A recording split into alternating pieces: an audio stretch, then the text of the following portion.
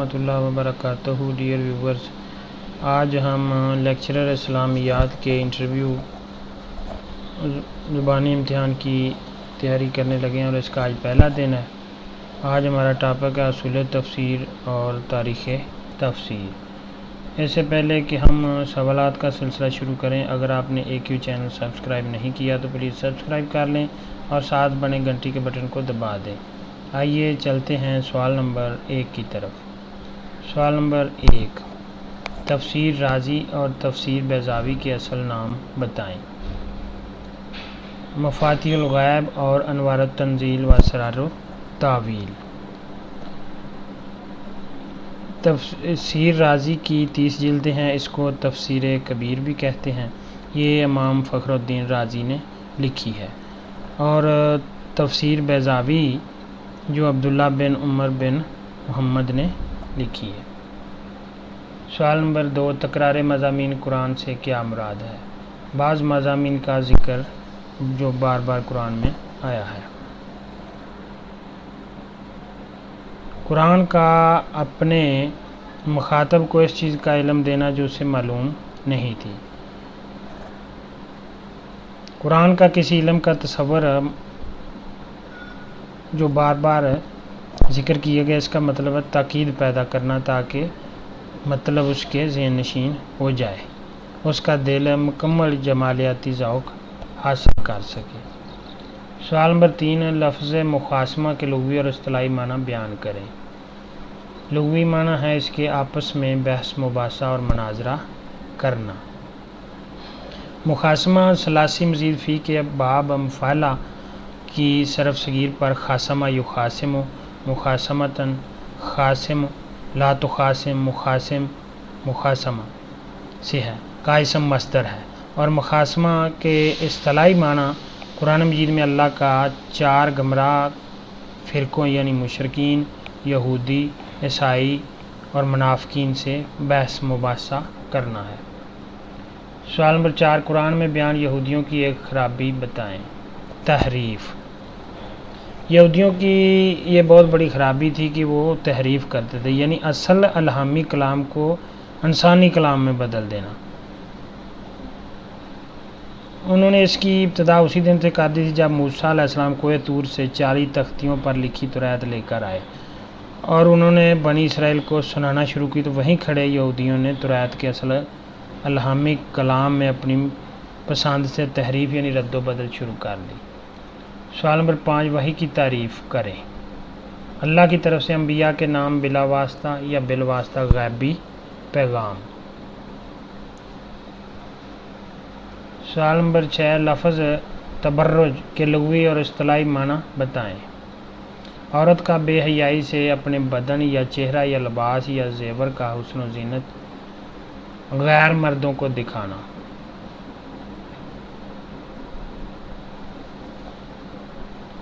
تبرج کے اصطلاحی معنی ہیں بازاروں میں بے حیا عورتوں کا اپنے جسمانی حسن اور اپنی دلکش آواز اور اپنی دل فریب چال سے غیر مردوں کو ورگلانا. سوال نمبر 7، ختم نبوت کی ایک دلیل بتائیں. لا نبی بعدی، میرے بعد کوئی نبی نہیں. سوال نمبر 8، یمین کی کون سی قسم پر کفارہ لازم آتا ہے؟ یمین منعقدہ. آیت 89 سورۃ مائدہ کے حکم کے تحت صرف پختہ قسم پر کفارہ عائد ہوگا، یعنی جب ایک شخص مستقبل میں کسی کام کو کرنے یا نہ کرنے کی پکی قسم کھا لے کہ میں نے یہ کام ہر قیمت پر کرنا ہے یا نہیں کرنا، تو ایسی یمین منعقدہ کو توڑنے پر کفارہ عائد ہوتا ہے. اس کا کفارہ ہے کہ یا تو 10 بندوں کو اپنے گھر جیسا کھانا کھلائے، یا ان کو اپنے جیسا لباس پہنائے، یا پھر اپنا کوئی غلام یا باندی آزاد کر دے. اگر وہ مالی طور پر تنگ دست ہے تو پھر 3 دن متواتر روزے رکھے. سوال نمبر 9، تفسیر ابن کثیر اور تفسیر حقانی کی ایک ایک خصوصیت بیان کریں. تفسیر بالمعثور اور تفسیر القرآن بالقرآن.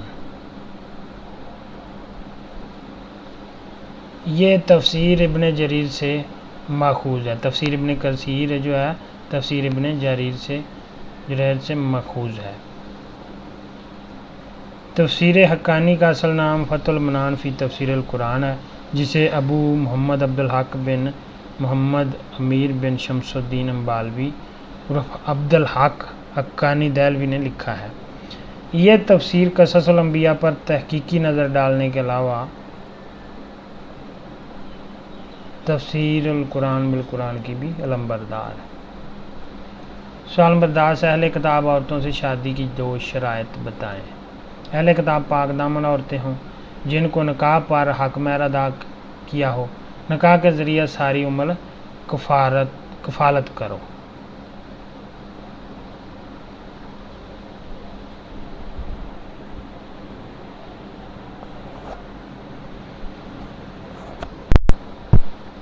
سوال نمبر 11، نسخ فی القرآن کی تعریف کریں. بقول قرآن جب ہم کوئی آیت منسوخ کر دیتے ہیں یا بھلا دیتے ہیں تو اس کی جگہ اس سے بہتر یا اس کی مانند کوئی آیت نازل کر دیتے ہیں. مثلا آغاز اسلام میں سورہ بقرہ کی آیت 180 کے حکم کو بعد میں سورہ نساء کی آیت 11 کے حکم سے منسوخ کر دیا گیا. سوال نمبر 12، مردار کی حرمت کے 2 اسباب بیان کریں. اس کا خون حلق کے راستے نہیں نکلا بلکہ اس کے جسم کی ہر رگ میں جم گیا. اور دوسرا سبب یہ ہے کہ مردار کے جسم میں اس کی اجڑی مزید غلاظت پھیلانے کا باعث بنی. سوال نمبر 13، الوہیت مسیح کے رد میں قرآن کی ایک دلیل بتائیں. مل مسیح ابن مریم الا رسول قد خلت من قبلہ الرسل وامہ صدیقہ کانا یاکلان الطعام. سورۃ مائدہ کی آیت نمبر. مسیح بن مریم تو صرف ایک رسول ہے، اس سے پہلے بہت سے رسول گزر چکے اور اس کی ماں صدیقہ سچی عورت ہے، وہ دونوں کھانا کھاتے تھے. سوال نمبر 14، سورہ نحل کی روشنی میں حضرت ابراہیم کے 2 امتیازات بتائیں. بے شک ابراہیم ایک رہنما تھا، وہ اللہ کی اطاعت کرتا تھا.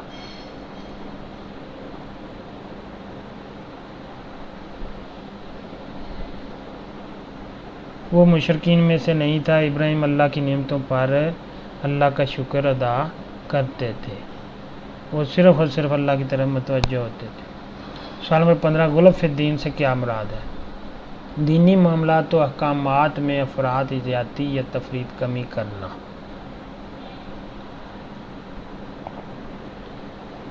مثلا کسی پیغمبر کو خدا یا خدا کی اولاد بنا دینا. دینی احکامات کی مقررہ حدود سے تجاوز کرتے ہوئے اللہ کے اصل حکم کی جگہ اپنی طرف سے اپنی مرضی کا حکم پیش کر دینا.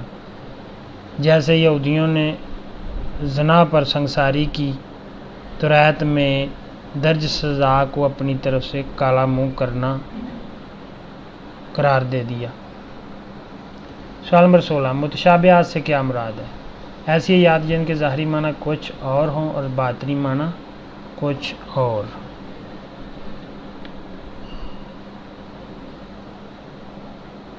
جن کی وجہ سے گمراہ لوگ اپنے نجائز مفادات کے لیے قرآنی احکامات کو غیر اسلامی رنگ دے دیتے ہیں. سوال نمبر 17، برصغیر میں لکھی گئی ایک عربی تفسیر کا نام اور اس کا مؤلف کے نام بتائیں. تفسیر مظہری، ان کے مؤلف کا نام قاضی ثناء اللہ پانی پتی ہے. سوال نمبر 18، تذکیر بایام اللہ کی وضاحت کریں. گمراہ قوموں کی سزائیں اور نیک بندوں کے انعامات.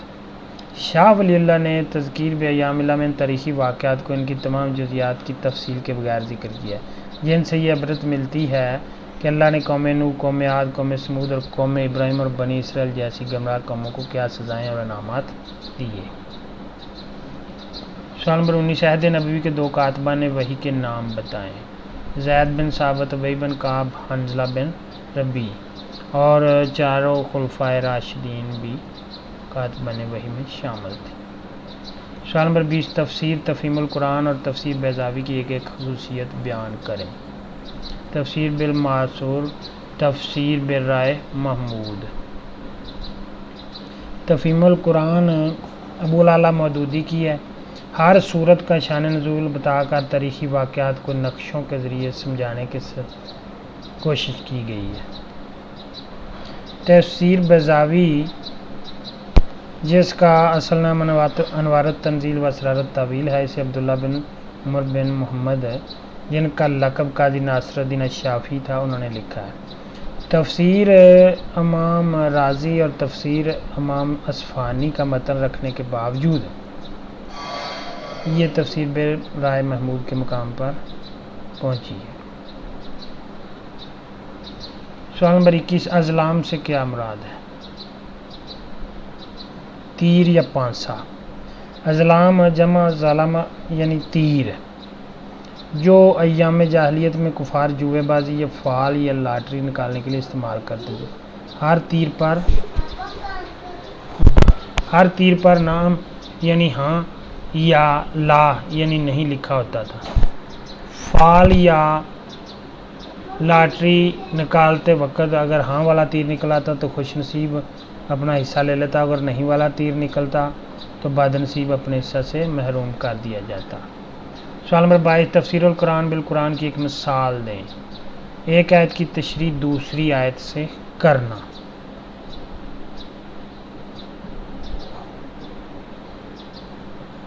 جیسے ہے افحسبتم انما خلقناکم عبثا وانکم الینا لا ترجعون، سورہ مومنون کی آیت نمبر 115 ہے۔ اس کی تشریح کی گئی ہے وما خلقت الجن والانس الا لیعبدون، والذاریات آیت 56۔ سوال نمبر 23، غریب القرآن کی تعریف کریں۔ قرآن کے وہ غیر مانوس اور انوکھے الفاظ یا جملے جن کے مخفی معنی عام فہم نہیں ہیں۔ سوال نمبر 24، لفظ الفحشاء کی وضاحت کریں۔ کھلم کھلا بے حیائی، اس کی جمع فواحشہ ہے، یعنی ایسی حرکت جس کو ہر آنکھ کھلم کھلا بے حیا سمجھے، جس کا علاج قرآن نے نماز بتایا ہے۔ سوال نمبر 25، سورہ نحل میں بتائے گئے دعوت دین کے 3 طریقے بتائیں۔ حکمت، موعظہ حسنہ، جدال احسن۔ اپنے رب کے راستے کی طرف حکمت اور اچھی نصیحت کے ساتھ بلاؤ اور ان سے اس طریقے سے بحث کرو جو سب سے اچھا ہو، یعنی ادعو الی سبیل ربک بالحکمہ والموعظۃ الحسنہ وجادلہم باللتی ہی احسن، آیت نمبر 125۔ سوال نمبر 26، الفوز الکبیر کا 5واں باب کس موضوع پر ہے؟ غریب القرآن کی شرح اور اسباب نزول قرآن۔ شاہ ولی اللہ کی الفوز الکبیر فی اصول تفسیر، جس کے بغیر شاہ ولی اللہ قرآن پر غور و خوض کرنا بھی ممنوع قرار دیتے ہیں۔ سوال نمبر 27، نظم قرآن سے کیا مراد ہے؟ آیات کی تنزیلی اور توقیفی ترتیب کو مد نظر رکھتے ہوئے ان کی شان نزول بیان کرنا۔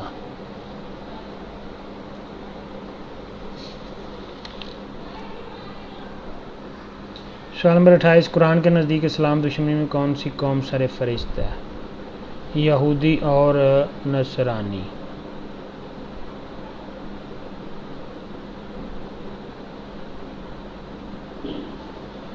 یہ یہودی اور مشرکین سر فہرست ہے، نصرانی نہیں، یہ مشرکین ہے۔ سوال نمبر 29، تفسیر تدبر القرآن کی 2 خصوصیات بیان کریں۔ تفسیر القرآن بالقرآن اور نظم قرآن کا سہارا لیا گیا ہے۔ یہ مولانا امین حسن اصلاحی کی تفسیر ہے۔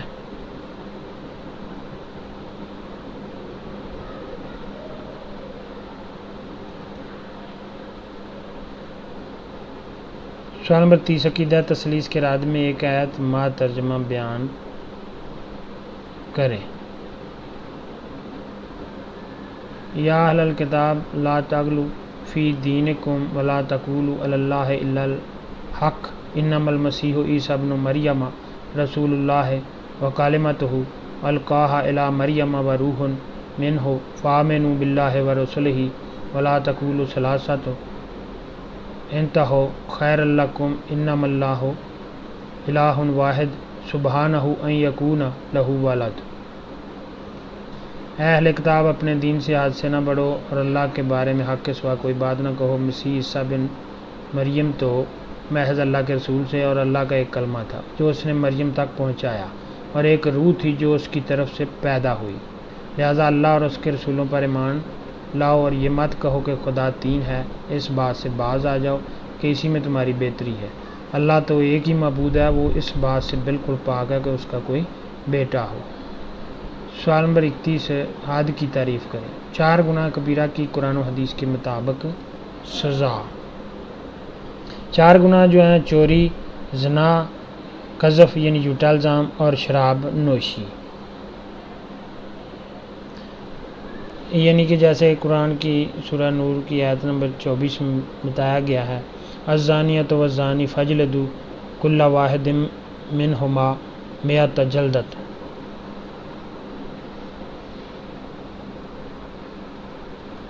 سوال نمبر 32، سورہ حدید کی روشنی میں دنیا کی بے ثباتی کی مثال بیان کریں۔ دنیاوی زندگی جیسے بادل آیا، برسا اور چلا گیا، جس سے کھیتوں میں ہریالی آئی اور پھر فصل کٹتے ہی روندی ہوئی گھاس نظر آنے لگی۔ سوال نمبر 33، لفظ تفسیر اور تعویل کی مثالوں کے ساتھ وضاحت کریں۔ تفسیر کے لغوی معنی ظاہر کرنا، تعویل کے لغوی معنی ظاہری سے باطنی معنی کی طرف لوٹنا۔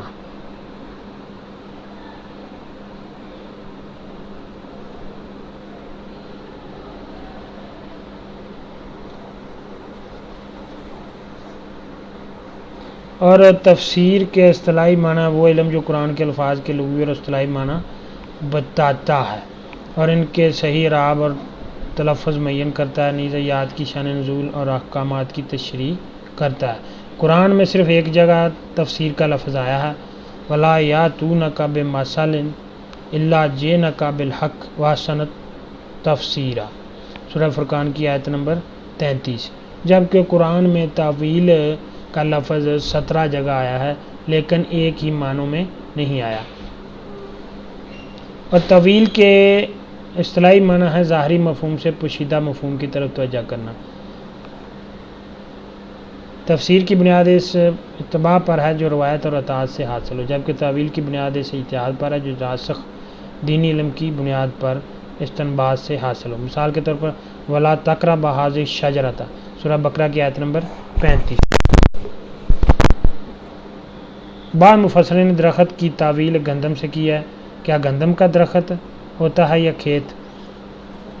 ایسی نیت نئی خود ساختہ تعویل گمراہ لوگ متشابہات سے میں نکالتے ہیں اور اپنے نجائز مفادات کے لیے قرآنی احکامات کو غیر اسلامی رنگ دیتے ہیں۔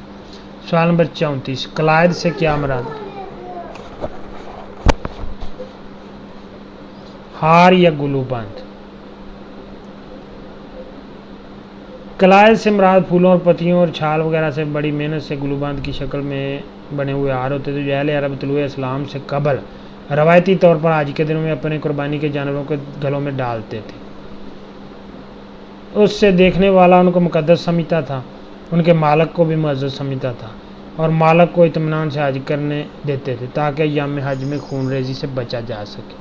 سوال نمبر 35، متشابہات کے بارے بتائیں۔ وہ یاد جن کے بظاہر ایک معنی نہیں ہوتے۔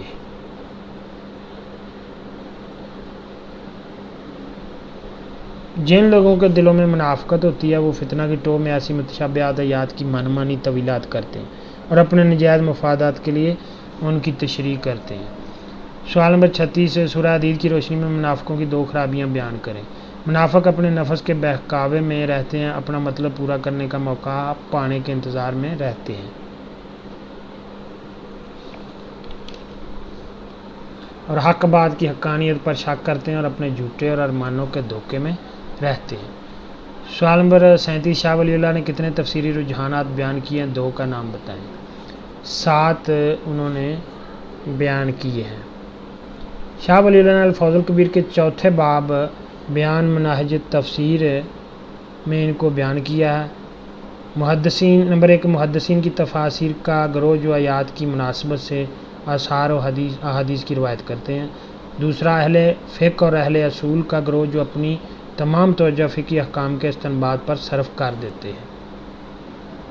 سوال نمبر 38 شرک کے رد میں کسی آیت کا عربی متن بیان کریں۔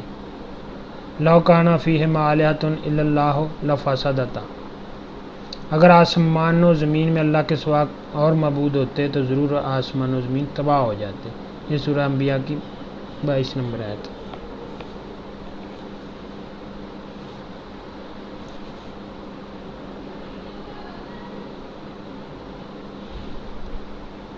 سوال نمبر 39 گولی سے مرے ہوئے شکار کو حلال کیوں نہیں قرار دیا گیا؟ خون حلق سے نہیں نکلتا بلکہ جسم کی ہر رگ اور ہر نس میں خون جم جاتا ہے، اور گولی بھی برود ہوتی ہے، وہ مردار کے جسم میں مزید زہر گھول دیتی ہے، ہر جگہ تفن پیدا ہو جاتا ہے جس کی وجہ سے مردار کے جسم میں اس کی اوجڑی مزید غلاظت پھیلا دیتی ہے۔ سوال نمبر 40 قرآن کی سورہ احزاب کی روشنی میں متبنہ کے بارے 2 مسائل بیان کریں۔ منہ بولے بیٹے حقیقی نہیں، لے پالک بیٹوں کو ان کے حقیقی باپ کے نام سے پکارا جائے۔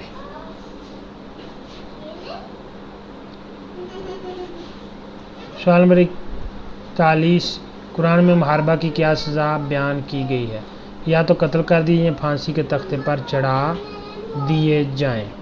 یہ محاربہ سے مراد وہ سزا جو اللہ اور اس کے رسول کے خلاف لڑنے والوں اور زمین میں فساد پھیلانے والوں کے لیے قرآن نے مقرر کی ہے۔ سورہ مائدہ کی آیت 33 میں یہ سزا بیان کی گئی ہے۔ ڈیئر ویورز، اگر آپ کو یہ ویڈیو اچھی لگی ہے تو پلیز ایک چینل کو لائک، شیئر اور سبسکرائب کریں۔ Thank you for watching this video.